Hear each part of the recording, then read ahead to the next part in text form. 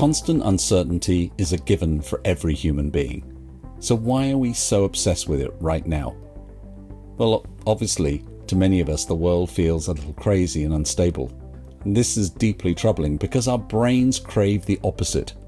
We build environments, from houses to organizations and cities, that seek to make the world feel more predictable, more certain. So we live in this paradox between reality and desire. In this show, we talk to one of the world's leading uncertainty experts, who, although an incredible statistician, recognizes that thinking about this most slippery of subjects is equal parts science and art. So tune in to a brilliant, mind-expanding conversation with Professor Sir David Spiegelhalter about his amazing new book, The Art of Uncertainty. Hi friends, welcome to The Evolving Leader, the show born from the belief that we need deeper, more accountable, and more human leadership to confront the world's biggest challenges. I'm Scott Allender. And I'm John Gomes. How are you feeling today, Mr. Gomes? I'm feeling really uncertain. No, I'm not. I'm feeling really excited about this conversation because the topic that we're talking about seems to be pervasive at the moment, and there's a good reason for that. And so to be able to wrestle it down with one of the world's leading experts in it is going to be absolutely fantastic. So I'm feeling very excited. How are you feeling, Scott? I'm feeling very thankful that it's Friday. I'm feeling that it's been a full week, good week, but definitely lots of competing priorities for my attention. So I'm really been looking forward to this conversation. What a wonderful way to cap the week with the conversation that we're about to have. Because today we're joined by David Spiegelhalter. And he's Emeritus Professor of Statistics at the University of Cambridge, and his best-selling book, The Art of Statistics, has been published in 11 languages. He was knighted in 2014 for services to medical statistics, was president of the Royal Statistical Society, and became a non-executive director of the UK Statistics Authority in 2020. And his latest and brilliant book, The Art of Uncertainty, How to Navigate Chance, Ignorance, Risk, and Luck, is incredibly useful as a set of tools to help us get a hold on how to think in a more uncertain world. David, welcome to The Evolving Leader. Oh, great pleasure to be here. David, how are you feeling today? Oh, a usual mix of sort of anxiety and imposter syndrome, but I got so used to it over the decades that I just mooch along in my usual way. That rang true for me too. I don't know. I felt that. And everybody listening. Yeah. I know. No, I finally think I've conquered my imposter syndrome almost. And yet it just keeps erupting up at moments. What am I doing here? Someone's going to find out. So uncertainty is understandably everywhere right now. It's a topic that's been on the uptick of consciousness perhaps since 2008, and the global financial crisis, and then Trump and Brexit and Ukraine and AI. How does uncertainty affect us at the most human level, do you think? Well, all the time. I mean, we live in an uncertain world, and as humans, we seem to have got rather good at it, or rather used to it, is not knowing what's going to happen and not knowing what's going on in most of the world, and not knowing what's gone on in the past and why it happened. I mean, we actually live in a complete sort of huge sort of cloud of ignorance with this little bit of stuff we know about in a tiny little bubble around us. So I think that it is the natural way to live, and I think it's actually good to acknowledge it, that that's the way we are. The definition of uncertainty that I like is the conscious awareness of ignorance. So it's a sort of metacognitive thing. We're actually aware of how we're thinking, and we realize when we acknowledge uncertainty that there's so much we're ignorant about. And that, in a way, is not only, fine, it's actually just inevitable. So I have so many questions, but let's start with, from my perspective, I'm thinking about leaders that have been sort of trained to eliminate uncertainty from their thinking through exhaustive planning and control, and now are feeling particularly out of their depths as they get sort of rocked by a series of systemic disruptions. So what's the starting point for embracing uncertainty? How do we need to be thinking about that? Yeah, the first thing is you can't eliminate it. And in an uncertain world, which I I think a lot of periods think they live in an age of uncertainty, but I think we can fairly say we're in the middle of one at the moment. One of the first things we have to acknowledge is we can't even think of all the things that can happen. We can't think I like to think of possible futures, and when people are planning, they like to construct scenarios, a sort of best case, worst case, or something in a central scenario perhaps, and that in no way exhausts the possibilities. So, and we have to realize that, and even in those scenarios, the one thing we know is none of them are actually going to happen as we have planned them. So we have to be ready for that, and we do it in our lives. So we can't, we can't think of everything we're going to be doing in 5 years, 10 years time or so. We can just have a broad idea of the possibilities of where we might be and try to protect ourselves against the worst things that can happen. And I suppose we're going to come back to this again and again. I think we're talking about resilience. We're talking about not robustness. Robustness is the idea that we've got a long list of possibilities and we've hedged ourselves and we've optimized and things like that. So we're robust to a wide range of circumstances than we thought of. No, that's not enough anymore, because, things will happen that we haven't thought of.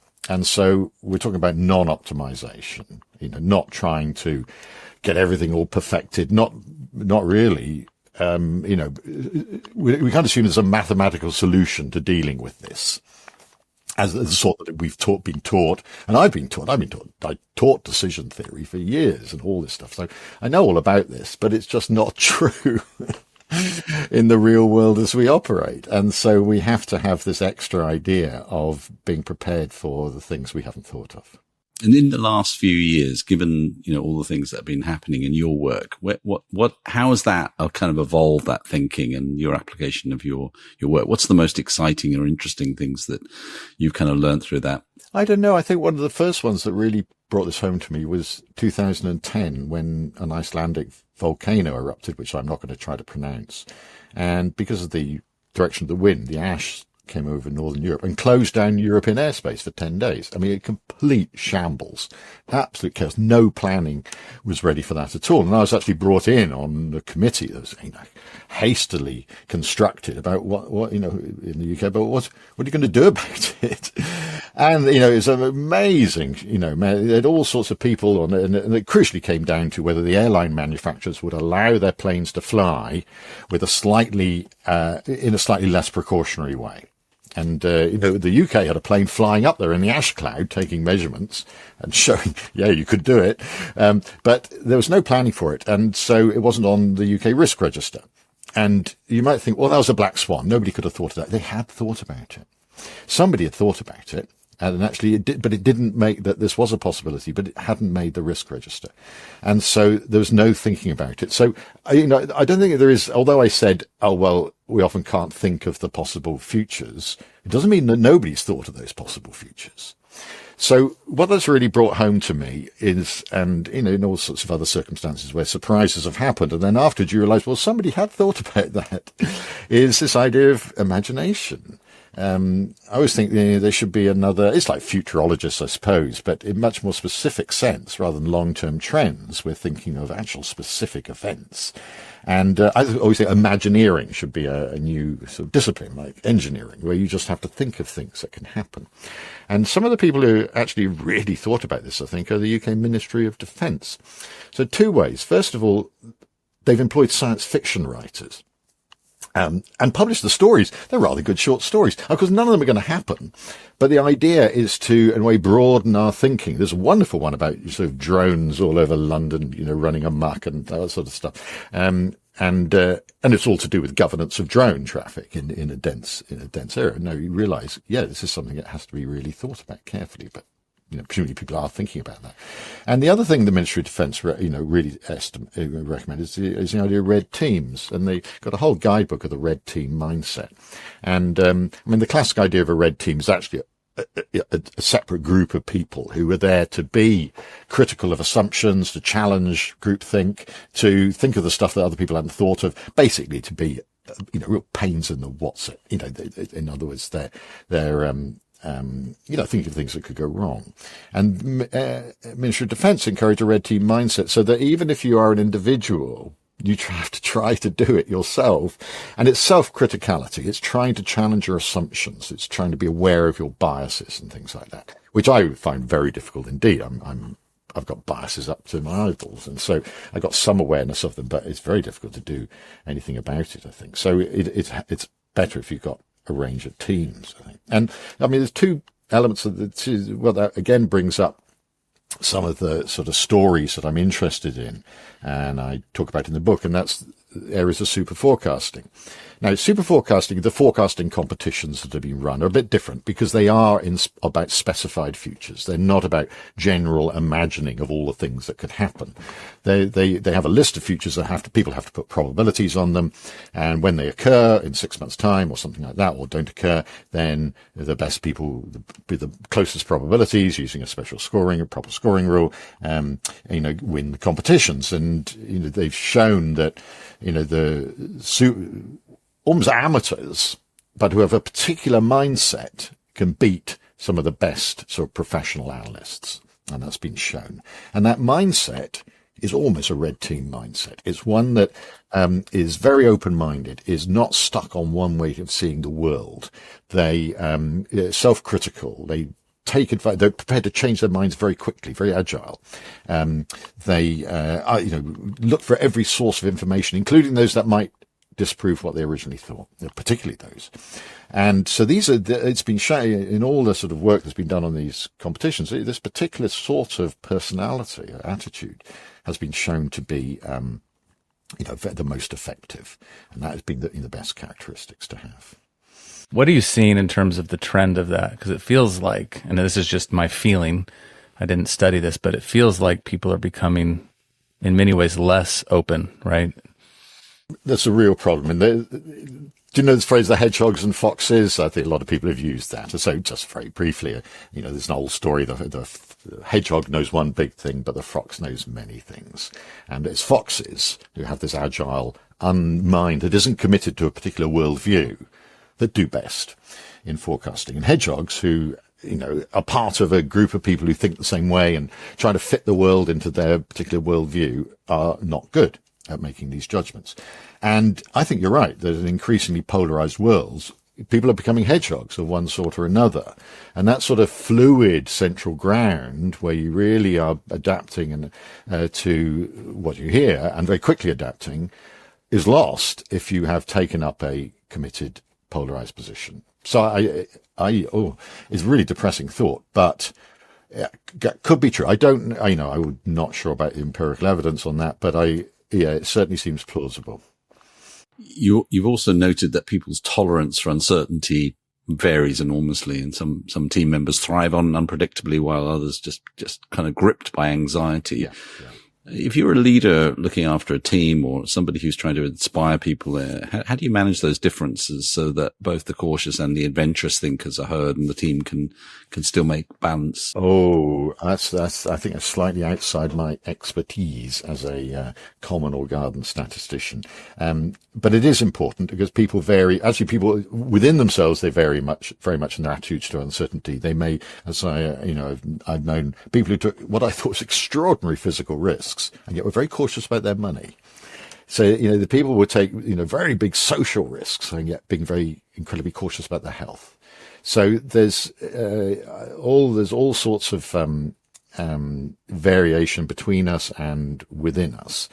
And we have to take account of those different views. And actually, of course, a diversity of views is a really good thing to have. If everybody was really gung-ho and, risk-taking, well, that could be extremely dangerous. And similarly, if everyone was very risk-averse and incredibly cautious, that would be pretty hopeless too in a team. So it's that range of viewpoints that's such a valuable thing to have. And of course, you've got to have that discussion. An example I used was back in 2011 when Osama bin Laden was thought to be in this compound in Abbottabad in Pakistan, but it wasn't certain at all. And President Obama, I thought, did a brilliant thing, which is he set multiple teams on the job. Multiple independent teams. And I don't know if he deliberately set it up that some were rather red teamish, very critical, and some were more gung-ho and optimistic. But they came up with a very wide range of assessments. He said afterwards that some thought there's only a 30-40% chance he was there, probability he was there, and others were 80 to 90%. They were really confident. So some were being really cautious, or I'm not sure, and he had to then make the decision. But he knew the range of opinion. And he in the end said he thought it was about 50-50 and went for it. It was the right decision. Well, unless you were Osama bin Laden, of course. But then, so the point being that, and it's been argued afterwards, there'd been an academic paper written saying that maybe these teams should have got together beforehand and come up with a single view to give the decision maker. And I think that's completely wrong. I think it's absolutely right that the person who really, in the end, has to carry the can, knows that there's a diversity of opinion from different perspectives and has to make that judgment themselves. But they have to take responsibility for that. One of the things that keeps on coming up in these conversations is about people's ability to make the distinction between risk and uncertainty, and how that often gets just called mushed up through emotions and so on. How do you help people to think about that? I don't actually really like that distinction at all, because I just see it as a continuum. I mean, risk is, typically situations where, we kind of know the probabilities, the gambling areas, the stuff where we feel we've got everything in control, and, those sorts of situations when you can optimize and do it mathematically. And uncertainty are those situations when, as I said, you might not even be able to list the possibilities, and you can't assess the probabilities, the evidence isn't very good, and it's all a bit of a mess. And I just see that as a complete continuum, because even in risk areas, there's always judgments, there's always assumptions. I mean, I always carry got it somewhere, two-headed coin, and because I flip a coin, and before I say, what's the probability this coin will be heads? They all says, 50-50. And I say, you're wrong. You made that assumption. You trusted me. You must be mad. So even in those apparent risk situations, you're full of judgments, you're full of assumptions that may be wrong. So I don't particularly like that distinction. And I know in particular I don't like the distinction between, which was made 100 years ago by Keynes and Frank Knight and others, that in one of them you could calculate the probabilities, in other ones you couldn't. Well, this was before the age of subjective probability, super forecasting, everything, where we know that subjective probabilities can be extremely valuable, can be very good from the right assessors, and so on. And so you don't need to be able to calculate probabilities based on data in order to make good judgments.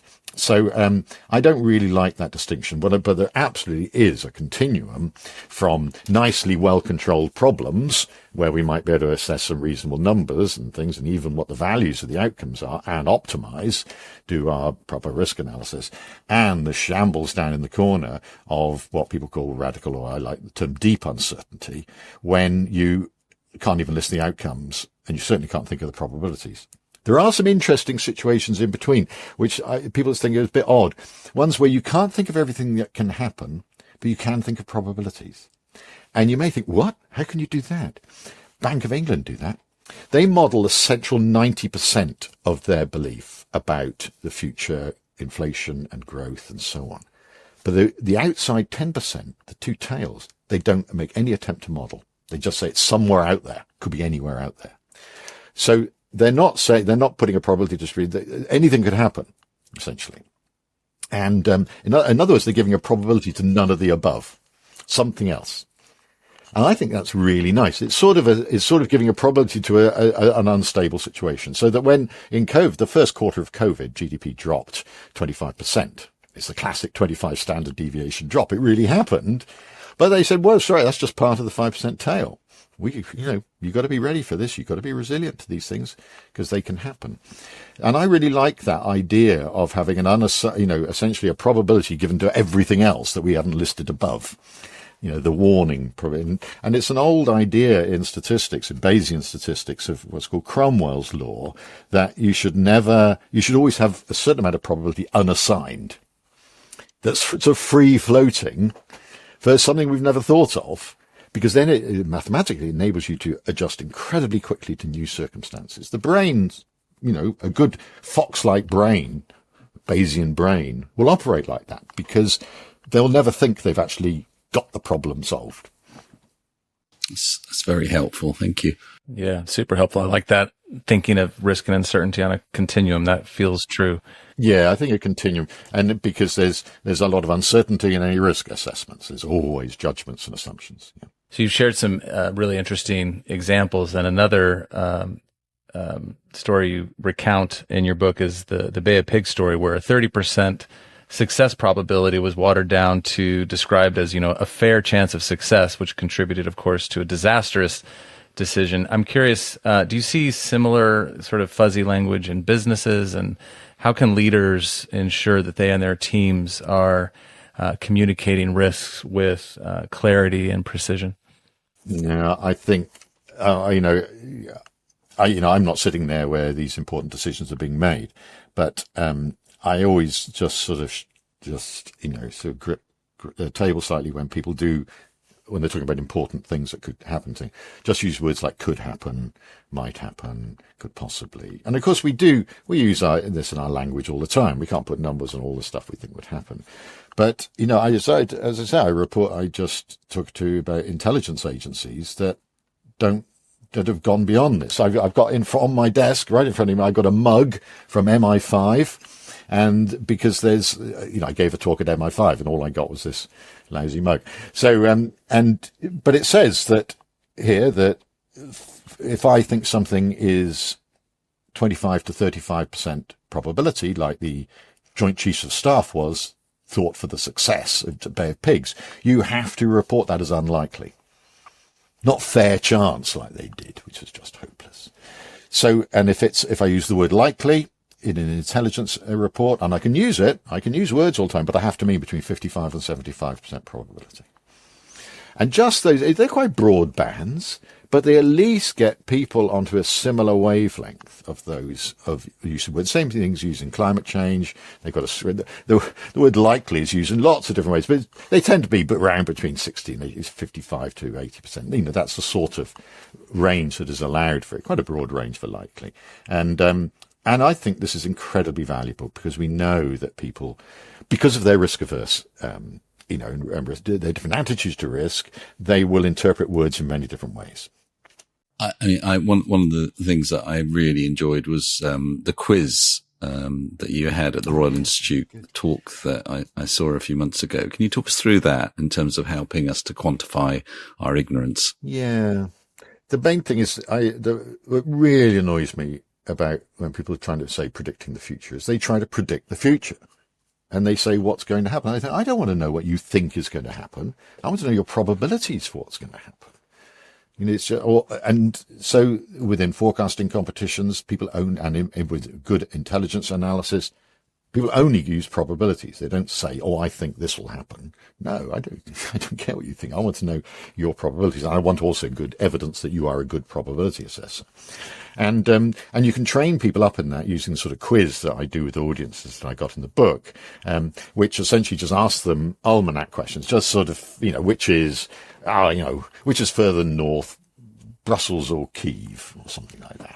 I'll ask. It's a really nasty question. In fact, it's a really horrible one, but an easy one where, which has got a bigger population, Cambridge, England or Cambridge, Massachusetts and things like that. So I can ask these questions, which I hope people don't know automatically, and ask them, say, I don't want to know which one you think. I want to know your probability for which is right. So I ask, which one are you most confident for A or B? And then what's your confidence? And it's very simple on a score 5, 6, 7, 8, 9, 10. 10 out of 10, and you're absolutely sure. 5 out of 10, you've got no idea. And the point is then, and people, I do this with school kids, young school kids, and they get it immediately. Well, they certainly do after the first question when they when they make a mess of it. So it's really straightforward thing to do. People can, and we're assessing subjective probabilities for facts. This is really quite a sophisticated idea, and yet it is very natural to people. People can do it. And then, of course, you tell them the answer and you score them. And it's using a particular scoring rule, what's called the Breyer scoring rule, which was developed in weather forecasting in the 1950s. It's the one used in all the super forecasting competitions. And I've tweaked it a bit to make it, I think, easier to use. And essentially, if you say 10 out of 10 and you're right, you get 25 points. If you say 10 out of 10 and you're wrong, you lose 75. So it's really vicious. It's very highly asymmetric. And that's deliberately designed and if you say, 9 out of 10 and you're right, oh God, you get 24. And if you're wrong, you lose 81. I can do that in my head, because of a clever trick. And, so you get your points, and then some people do really people who know a lot or are a bit lucky get quite a lot of points, and people who are quite cautious, the risk averse people who know what they don't know, often, stay around 5, they do 5, 6s and 7s, and they stay around 0. And then, of course, you get people with big negative scores. The gung-ho people say, oh, yes, I think Brussels is further north than Kiev or something like that. Or I think Barnstable, Massachusetts got more people than Barnstable. Oh, the other one I do is, who's older, President Trump or Charles III? And maybe that's not too difficult, but I don't know, is who's older, the Prince of Wales or the Princess of Wales? All these sort of things and then if they get, the gung-ho people get it wrong, they lose 75. And then they try to catch up and they go more 10 out of 10 and they end up with massive negative scores. It's particularly associated, I feel, with young males, but never mind. And I always say these are sort of people you do not want as your financial advisors because they don't know what they don't know.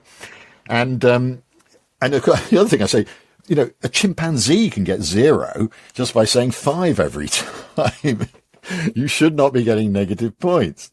So, I think it's a really good, and it's a sort of training exercise that people do to train people in subjective probability forecast assessment, to stop them being overconfident, to stop them saying, oh, I'm 99% certain, when actually this is hopeless. They're not. They're not calibrated. In other words, because if somebody is well calibrated, when they say I'm 90% sure, they're right 90% of the time. Roughly. Do you know if that leads to sustainable change for people? Like when that overconfident young man gets such a negative score, does he actually shift? They can improve over a competition. They really can, because they learn so quickly. Oh my God, I got to be careful. Apart from the ones who say I've got to catch up and get even worse. But that's the gambler who puts even more on after they're losing. Yes, but there's always those. But I say don't gamble, whatever you do. But people pick up on it very quickly and realize, whoa, I got to be careful.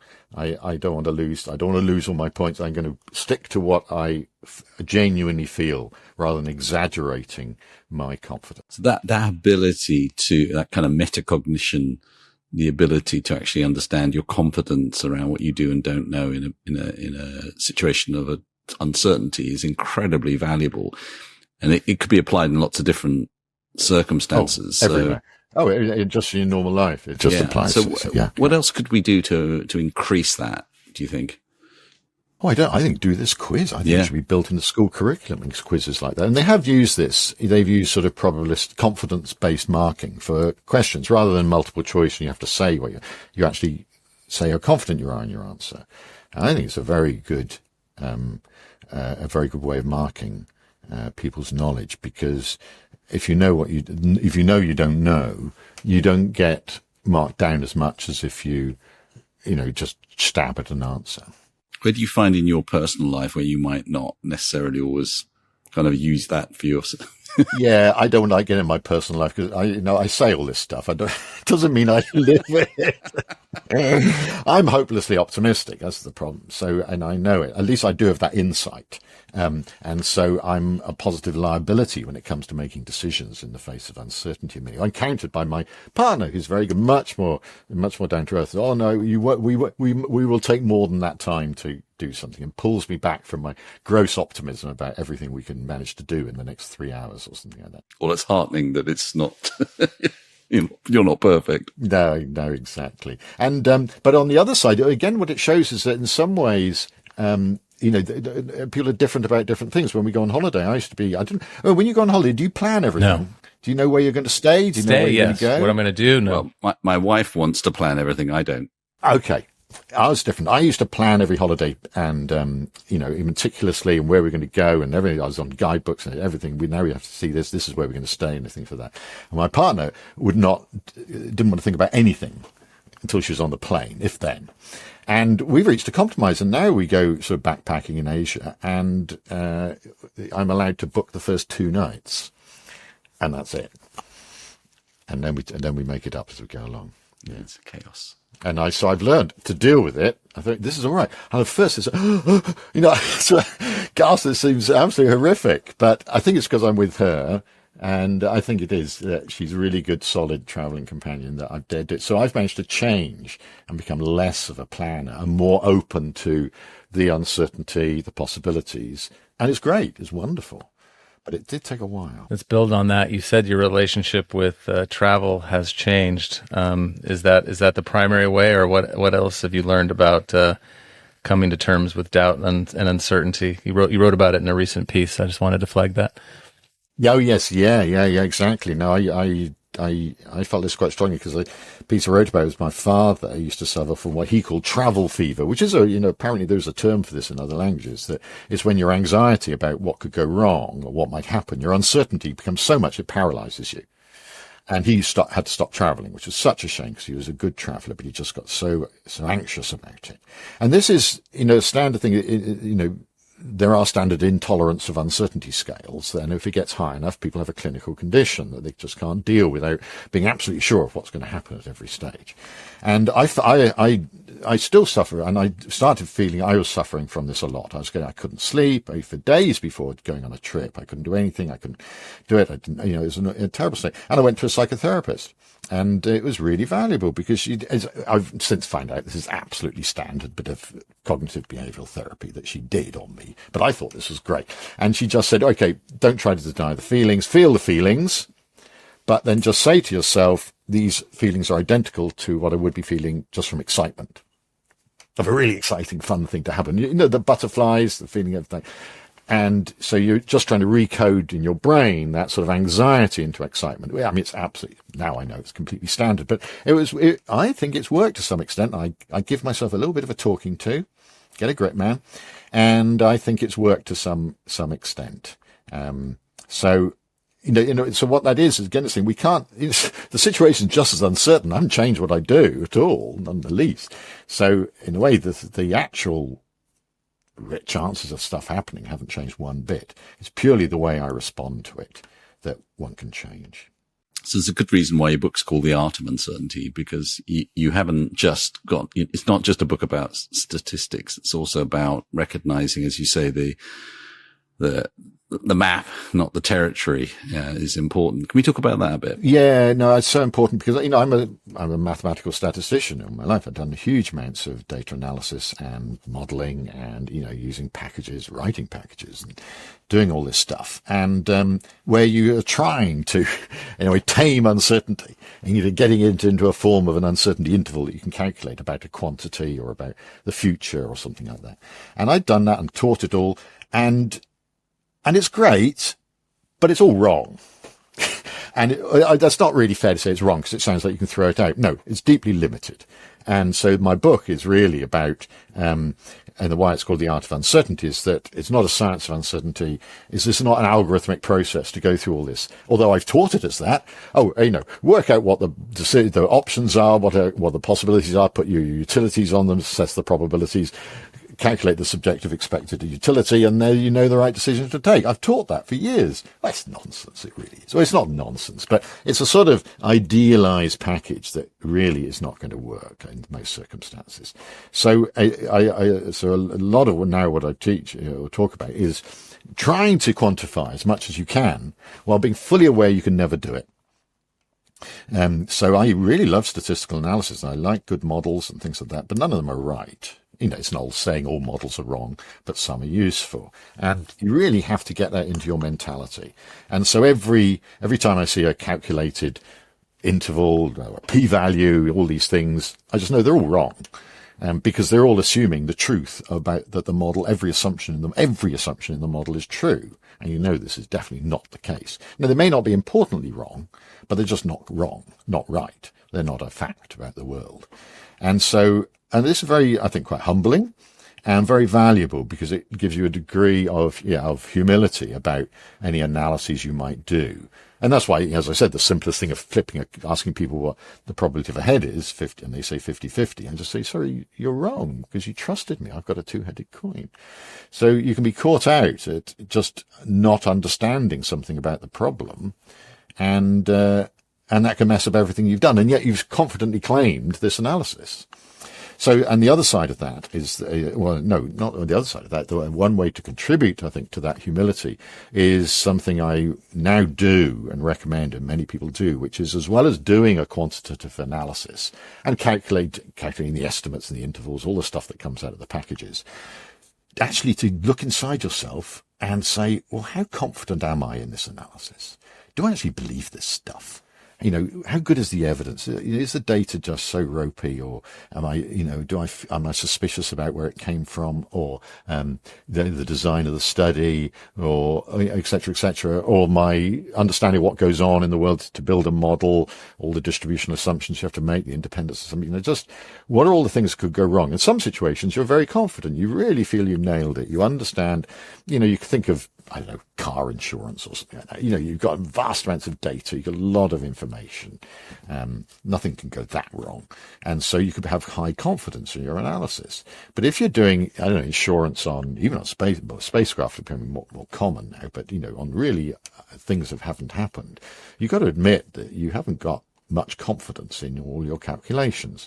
And similarly, during COVID, for example, when the scientist committee were giving advice to the government, they qualified all their judgments by how confident they were in their analysis, into a low to moderate to high, and high confidence that the data we've got can answer the question that we've been asked. And I now do that absolutely routinely and recommend that everyone does. It's a sort of meta view of your quantitative analysis, what I can call indirect uncertainty, not the direct uncertainty about the quantity that's going to happen, but your indirect uncertainty, all the other stuff that makes you, which you might normally just put as little caveats at the bottom of some reports, but that's completely inadequate. You should have that up front. Actually, we don't really know what's going on, or we really do know what's going on. I'd love to get your thoughts on what might need to change in organizational cultures to allow for leaders to articulate the level of uncertainty they might be feeling. Because I'm thinking, as you're talking about the pressure that's on people to give the appearance that they know everything, right? Stakeholders and investors and your boss, they want to know that you know. So there's almost this externalized pressure to over articulate your confidence in a decision, perhaps. Where actually the real strength might be in being able to articulate clearly the level of uncertainty that's a part of this decision. What are some thoughts you might have for leaders listening right now?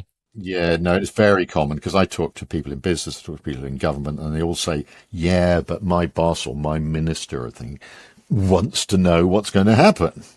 He doesn't want all this hedging, he laced really tightly defined in a series of calculated options or things. Essentially, he wants the uncertainty to be taken away out of the that bigger uncertainty to be taken out of the problem, and I just say, you've got to tell them.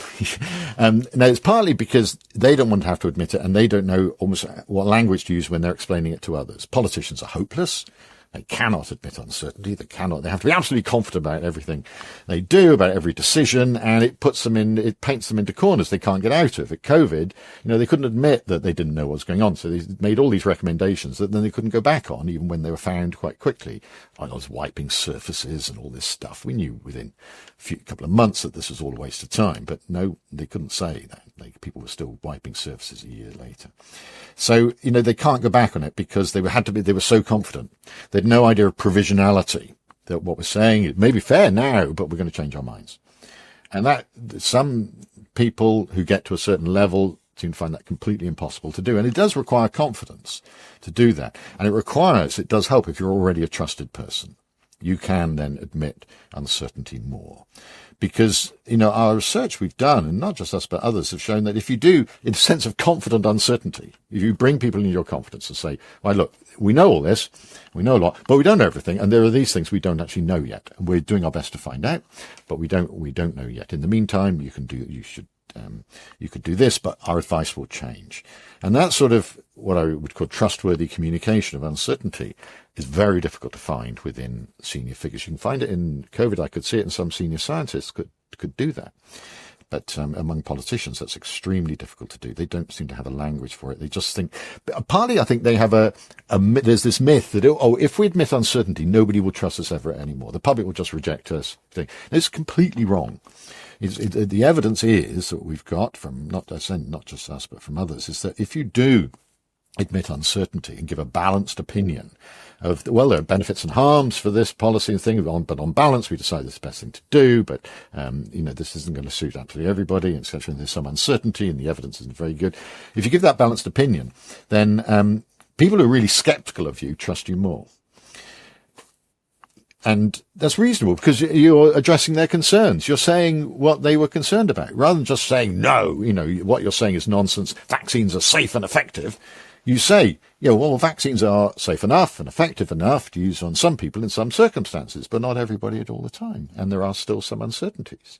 And if you say that, the skeptics trust you more, which means what's interesting is that it means that when the governments, like they do say, deliver this, what you might call persuasive message, vaccines are safe and effective and you should take them, they are actively decreasing trust in the group they're trying to reach.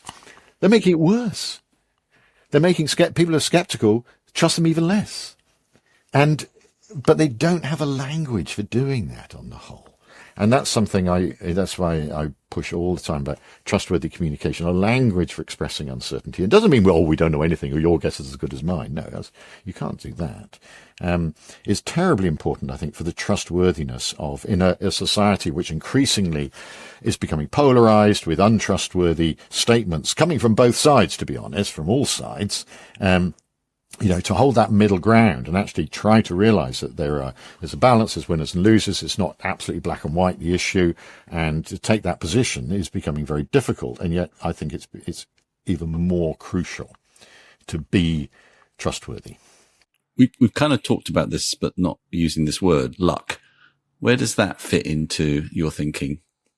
Oh, I like luck. I think it's great. I don't think it exists out there. It's not some external force. There's not, the goddess Fortuna is not watching over us and either rewarding us or punishing us. So I not believe in that. But I think it's a good term for describing really retrospectively, things that happen to us that are unexpected, and are out of our control and yet have an impact, either good or bad. We're on the wrong plane at the wrong time, or we do happen to win a lottery ticket or something like that. So I like it as a concept, and because it has those characteristics, and it's one of the aspects of living with uncertainty is that things will happen to us because we're not in control of our lives most of the time, only to a limited extent. So things are going to happen to us that we didn't expect, and I think to be able to identify that. In a way, I think it's valuable to acknowledge the lack of control we do have. I think we've got many people have said this before, we've got an exaggerated sense of the amount that we control our lives and we are personally responsible for the situations we're in. And philosophers have really identified this with the idea of constitutive luck. And I love this. This is the luck of just who you were born as. Your ethnicity, your family, your time in history, the place, your siblings, the situation you're born into, your community, and things over which you had your genes, you over zero control. Your parents, you don't choose your parents. They rarely choose you. So, you've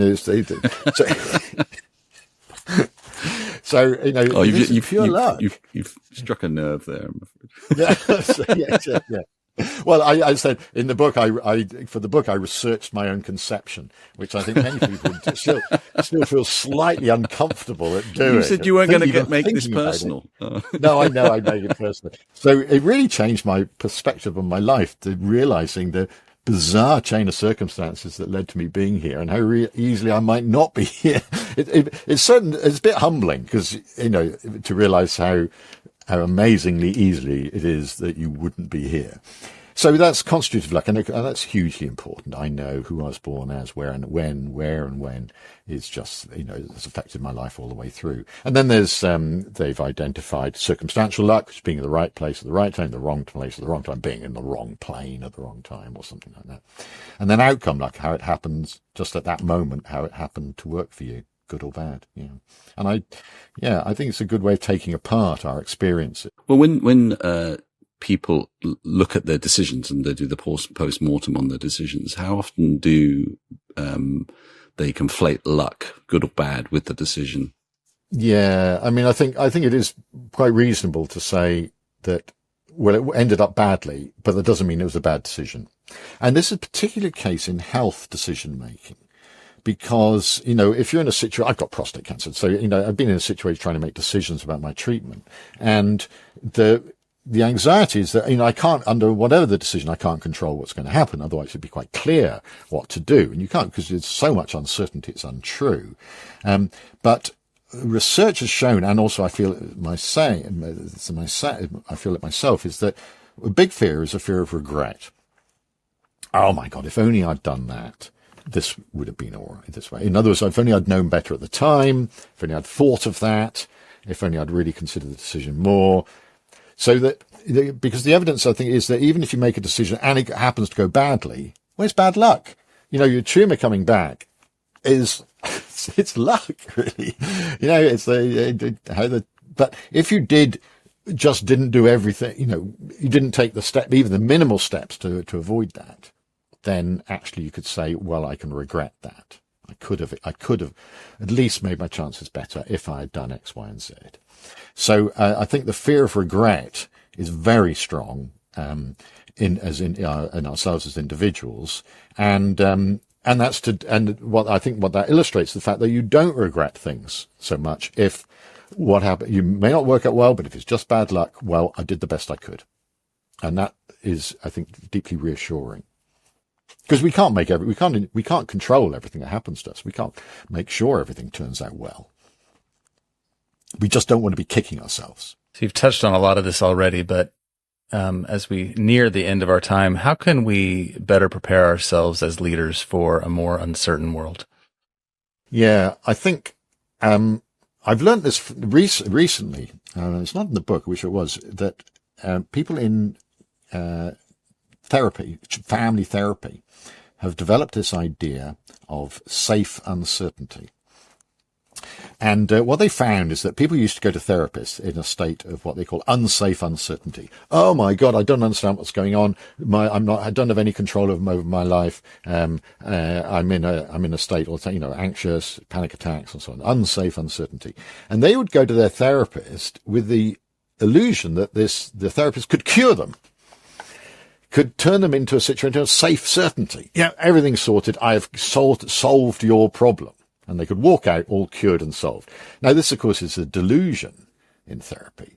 And so there's this move, which I think is really clever, that you shouldn't even pretend that you can put someone in a situation of safe certainty. What you want to do is try to move them into a situation of safe uncertainty. And that means that we can't solve the problem completely. There'll still be things which are not in control of. Stuff will happen that you didn't expect. However, what we would hope is that through the therapy, you are now built up the resilience to be able to deal with that in a way that it's not unsafe anymore. And this is now this is used also now in child protection and all sorts of places as a recommended idea. And I really like this. And I kind of think, when I talk to analysts who are advising ministers, I say, don't ever let them think that you can put them into a situation of safe certainty. You're their therapists, really. They want help, and they expect to be told exactly what to do or what's the case. Don't ever pretend that you can put them into that situation. What you want to try to do is move them into a situation of safe uncertainty. In other words, we've done our best. We've thought of the things that can happen. We've hedged as best we can. And it's not completely safe, but we do feel now we're resilient to what the world might throw at us, up to, absurd levels. Maybe not to an alien invasion, but come on. We've got to draw the line somewhere. I love that. At the end of your book, you finish with a manifesto for uncertainty, which helps us to recognize that it's our personal relationship to the world that defines our perception of uncertainty. Can you unpack that a little for us? Yeah, it's something I feel quite strongly. It's actually from my background in Bayesian statistics, which based on the idea that probability doesn't exist. In fact, it's not out there as a property of the world. It's just an expression of our personal relationship to the world. And this goes along with the idea of uncertainty being a conscious awareness of ignorance. It all comes back to the self, to ourself as a relationship. And I think it's really helpful to realize that we have to live with it. We can even learn to enjoy it in some circumstances. Bit of risk, bit of fun, bit of uncertainty. We like it. We like it. So I think, but we do have to have that humility to realize we cannot totally control everything. We can't optimize everything. We can't model everything. We can have a go. It doesn't mean we shouldn't try, but we can never actually achieve it. And so, and that, it requires both sort of, I think some boldness to really try to think of all the things that might happen in imagination. But never think you actually do it, because you always have to have that built-in agility to switch when things you didn't expect happen to you. And I think this, for me, writing this book changed my life completely, I think. And so I kind of feel that these lessons, I mean, it's not a self-help book, but I'm making it sound as almost as it is a self-help book, because I actually think it is quite I think it is quite useful to have some of these ideas into in your own personal life. But actually, it's also, I feel, quite appropriate to organisations as well. Yeah, no, I mean, it definitely is. And I think, in the heart of every self-help book is changing the relationship itself. So you are doing that in a very different way than the typical self-help book, but it is very powerful from that perspective. Thank you. That's really kind. Although I keep on having to tell my publicist, it's not a self-help book. No, it's got some maths in it. Not much. It's got some maths in it. Because people have bought it, I think, thinking, oh, this will tell me how to live my life in the face of uncertainty. And then they see the binomial equation or something, and they go into a state. Yeah. Well, Scott and I are avidly not mathematical, and we had Marcus de Sartoy on the show, and he tested us. Oh, no. And we failed very badly, didn't we? Oh, no, I wouldn't do that. No, that would be too mean. Yeah. Then I'm even more pleased that you actually enjoyed it then. Yeah, absolutely. Brilliant. Yeah, thank you. And thank you for joining us and for sharing some of the wisdom from that book. It's such a rich conversation. Really, really great. Thank you. It's huge fun. Thank you so much. And folks, if you haven't gotten his book, The Art of Uncertainty, do that now. I can't guarantee that you will like it, but I'll give it a probability of 9 out of 10. I think you will. So do it. And until next time, remember, the world is evolving. Are you?